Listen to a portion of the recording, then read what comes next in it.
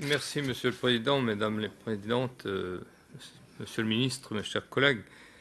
L'examen des crédits de la mission Action extérieure de l'État est évidemment pour notre Assemblée l'occasion d'évaluer et d'apprécier la capacité de notre pays hors de ses frontières.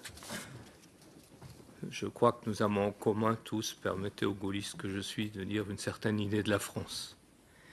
Eh bien, ce budget doit nous permettre de faire vivre notre vision du monde, notre vision de l'Europe, notre vision rénovée, j'allais dire, de nos relations avec l'Afrique, la vision d'un dialogue renforcé avec des pays avec lesquels nous n'en avons pas trop, l'Amérique latine. Vous avez évoqué très lointainement tout à l'heure cette question.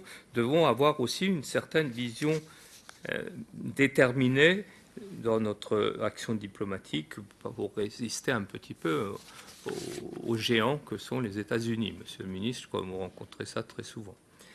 Alors, quelques mots sur les programmes. Le programme 151, l'inverse des deux autres programmes, la dotation augmente de 8% par rapport à l'année dernière. Cette évolution, vous l'avez, je crois, abordée, due en grande partie à l'organisation des élections à l'Assemblée des Français de l'étranger.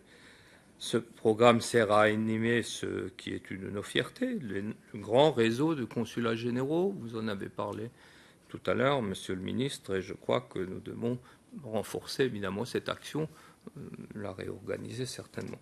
Les dotations pour cette action devraient permettre à la France de conserver notre deuxième réseau, pour l'instant, que nous sommes encore au niveau de l'échelle mondiale.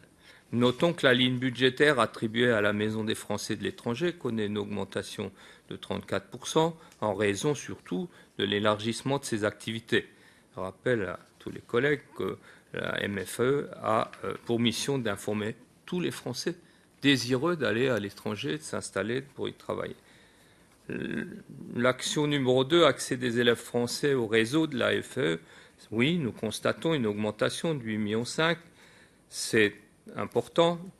Vous avez parlé des bourses, c'est vrai, mais quand même préciser que la dotation de la EFE baissera, elle, de 8 millions.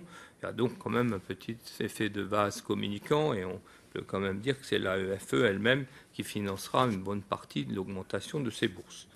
Programme 105, petite baisse pour le programme 105, mais plus importante, 5% pour l'action numéro 4, contribution internationale. Monsieur le ministre, je regrette que la France diminue ses participations, ses contributions à certaines organisations, par exemple, moins 43 millions pour l'ONU. Notre influence dans les organisations internationales n'étant pas des plus fortes, je crois malheureusement que ces diminutions feront également un peu baisser notre possibilité d'influence. À noter dans ce programme un effort de 10 millions supplémentaires, vous l'avez abordé, pour la sécurité de nos ambassades. Ça nous paraît bien sûr indispensable. Quant au programme 185, qui regroupe les moyens consacrés à la coopération culturelle et d'influence, au développement et de la promotion de la langue française, je crois que mon président de section, Jean-Pierre Dufaux, vient d'en parler, baisse quand même de 3%, alors qu'il devrait augmenter. Les crédits destinés à la promotion de la langue française, quant à eux, baissent de 3,5 millions. Notre langue est pour l'instant encore la 6e parlée dans le monde, avec plus de 220 millions de locuteurs.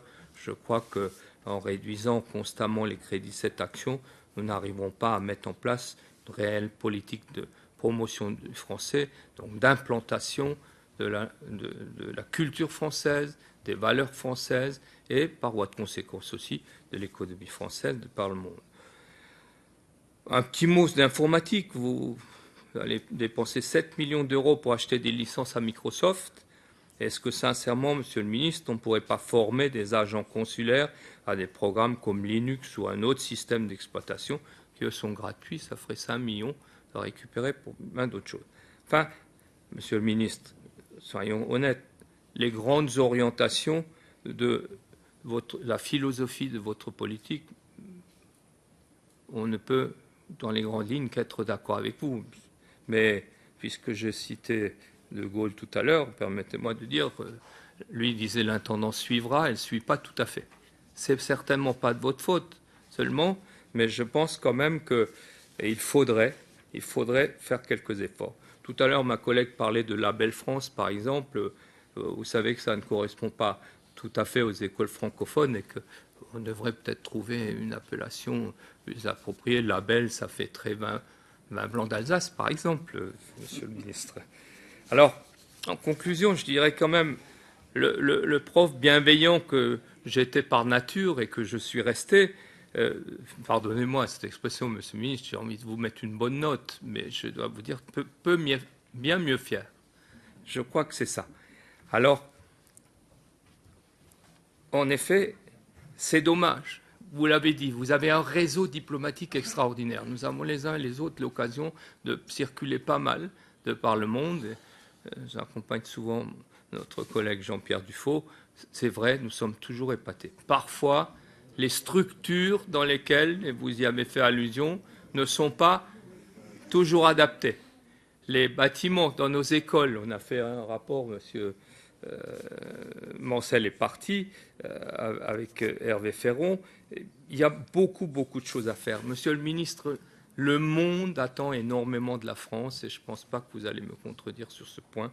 Alors, il faut vraiment que nous nous donnons les moyens de continuer à professer nos valeurs, celles de la démocratie, de la liberté, des droits de l'homme, de la culture, de la paix. Je crois malheureusement que malgré toute votre bonne volonté, malgré toutes les capacités de tout le réseau, les moyens dont nous disposons aujourd'hui, eh bien, malheureusement, ne suffisent pas. Je crois que nos yeux sont plus grands que le ventre. Alors, pour toutes ces raisons, vous comprendrez bien, monsieur le ministre, que le groupe UMP ne pourra pas voter ce budget.